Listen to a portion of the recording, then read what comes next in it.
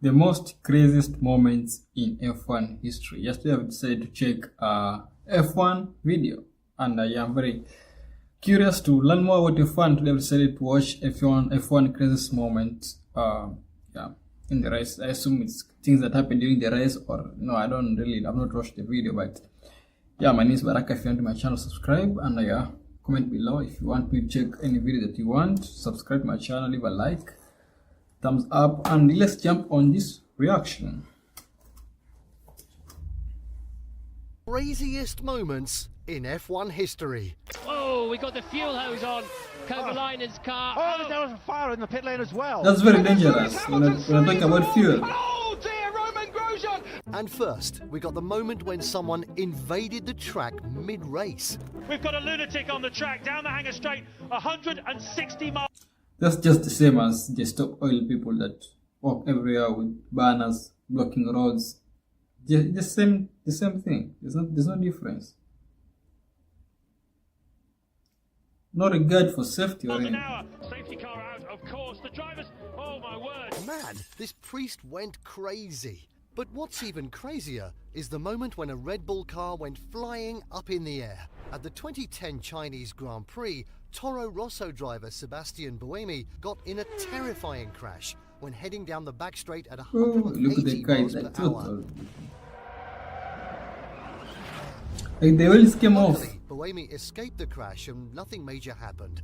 But we can't say the same for the crash in Monza, because that was pretty crazy. Ooh. Australian driver Alex Peroni collided with a curb at 150 miles per hour. This terrifying collision sent him flying through the air, flipping several meters before crashing into a safety fence. Did the car fly because the cars are lighter, or is it because it was quick? Is it because of the speed that made the car fly? I don't really understand. The car seems to be very light. If the car can fly as high as Peroni surprisingly just escaped the scene without any obvious injury, but his racing team later revealed that he did break a vertebra. Damn, Ooh. he should be getting an award for still racing. And speaking about awards, nothing beats the moment when Kimi Raikkonen got an award. Kimi is famous. Everybody knows Kimi. And Sebastian Vettel. From the season He looks drunk. Totally drunk. He put up a great fight in the closing round. Man, drunk Kimi's crazy. But the moment wasn't as crazy as Mark Webber's incident, because what happened to him was simply unforgettable. At the 2010 European Grand Prix, Mark was already having a bad race to begin with, since he had dropped from P2 to P18. But what he didn't know is that his race was about to go from bad to worse. On lap 10, when Mark attempted an overtake on the fastest part of the circuit, Webber's front right tyre caught the rear of Lotus's driver Heikki Kovalainen's car. This impact So that was a mistake. sent his car flying in the air, landing on its because- nose at 190 miles per hour, before bouncing and crashing into the tyre barrier. Luckily, Webber wasn't hurt, but the car did become a total disaster. I feel like most of the tire barriers reduced the collision. It's like a sponge. You hit, it takes the heat, then you can like bounce back. I mean, But you know still what feel the else was pain of brutal? in the How muscles. about the but- time when one driver took out 7 cars out of the race in one instance? Or the time when one driver almost retired from the race, but instead ending up winning it? We'll get to all of that in this video. But first, let's talk about the time when Michael Schumacher got involved in a situation which has only happened once in F1 history. What With situation? Schumacher leading by just 1 point and Villeneuve trailing behind, the stakes were as high as they could be at the European Grand Prix. So both drivers were trying to set their best times in qualifying. However, what actually happened was something no one saw coming. They both set the same exact time. Exactly the same, down to That's very milliseconds. rare. And to make matters even more complicated, Villeneuve's teammate Frentzen also set the same time in qualifying. Now that's Wow. crazy. But not as crazy as the moment in the 2011 So these are 3 European people at the Grand same Prix, time. because what happened there was nothing less than a miracle. In the rain-soaked track, Jenson Button started P7, and at lap 7, the race got a safety car when Jenson collided with teammate Lewis Hamilton, which forced Hamilton to retire. But when the race resumed again on lap 13, I think teammates colliding is probably one of the worst things that can happen in a race. Means that all the drivers are out, the team has nothing to do there. Probably park and go home. Button also got a drive-through penalty for speeding behind the safety car, which left him back in 15th place. Now, seems like things couldn't get any worse for Jensen, right? Wrong. Because fast forward to lap 37, he was involved in another collision with Alonso, which forced the Spaniard to retire. The collision, however, punctured Jensen's car too, which ended him in the last place, and over 1 minute 40 seconds behind race leader Vettel. But Button still didn't give up. He quickly made up positions and was 14th by lap 1 minute is a long time when lap it comes to 46, F1. He had caught Maldonado and Alguersuari and passed others too for 10th place. And with his tyres changed to slicks due to the drying line, Button made his way to the front, getting past Michael Schumacher and Mark Webber, before setting his eyes on Sebastian Vettel with only 5 laps remaining. On the final lap, Vettel had a 0.9 second lead and seemed like he was about to win, when suddenly Vettel made a costly error at turn 6. He ran wide, causing his RB7 to spin under pressure just halfway through the final lap, which allowed Button to overtake and win the race.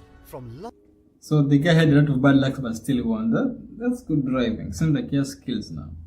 Last position to first. Now that's some comeback story. I think it just shows that you should never give up in this sport. Everything went wrong up until when I won the race. Clearly, it was one of the best rain races ever.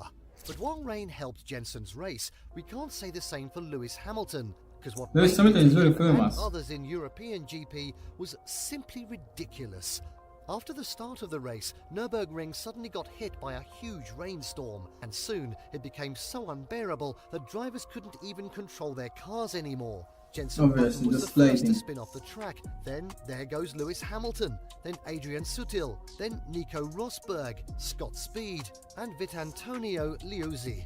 All crashed in the same place. within seconds. I mean, the whole circuit turned into a river. Now that's crazy. But still not as crazy as what Sebastian Vettel did in Monza, because that was just unbelievable. Before the 2008 Italian Grand Prix, Sebastian Vettel had only taken 19 points in his F1 career while lining up for the Scuderia Toro Rosso racing team. He looked like What he did in Red Bull Monza racing team. changed everything. 21-year-old Vettel stunned the world by claiming the pole position for the Toro Rosso STR3 team. But that wasn't the most spectacular thing to happen at the race weekend, because the German driver also won the race, finishing a resounding 12 seconds ahead of Heikki Kovalainen's McLaren. It was a true underdog story. 12 seconds is a long time also in F1. Also the small racing team's first ever win in Formula One. Even Toro Rosso's team principal couldn't believe it. It's just unbelievable. Sebastian wrote something into Formula One history today. We also dream of a podium, and the first podium is P1 in Monza, the most amazing racetrack in the world. Yeah, they're home. But you know what's really unbelievable? The horrific crash that shocked the world. It was 1993, and legendary driver Damon Hill took the checkered flag at the Belgian GP. But that wasn't the highlight of the race. As other drivers were pushing towards 200 miles per hour to make it to the finish line, Minardi's teammates Christian Fittipaldi and Pierluigi Martini were running close to each other. And soon, Fittipaldi with his M193 got a little too close when he tried to overtake Martini. But then, disaster happened. They crash. Having a simple touch between both drivers, Fittipaldi's car flew into the air, did a 360-degree backflip before landing, and still managed to get across the line. Yeah, that actually happened. Luckily, So he finished. this dangerous moment left no one hurt, and both finished the race without losing any position. It's But good this that none of incident got did leave hurt. Fittipaldi enraged with his teammate. I was so glad to be alive. I won't waste time in my life to argue with a fool like him. For me, he was dirty, an imbecile. From that day, I never talked to him again. I have nothing against him, but for me, him and a trash can on the street is the same thing. You know, I don't think we're going to see a that's moment tough. that crazy again. And we're probably never going to see anything like this next moment again either, which surprisingly happened not that long ago. A lot of people already know that Esteban Ocon won his first F1 race in the 2021 Hungarian GP. I remember Even that. though this was huge, it still wasn't the biggest thing that happened in the race, because in the first lap, and literally at the first corner, ex-Mercedes driver Valtteri Bottas broke too late and ran in. I feel like they come very close, so it's really easy to hit each other. To the back of Lando Norris. This caused Red Bull drivers Verstappen and Perez to also get caught up in the collision.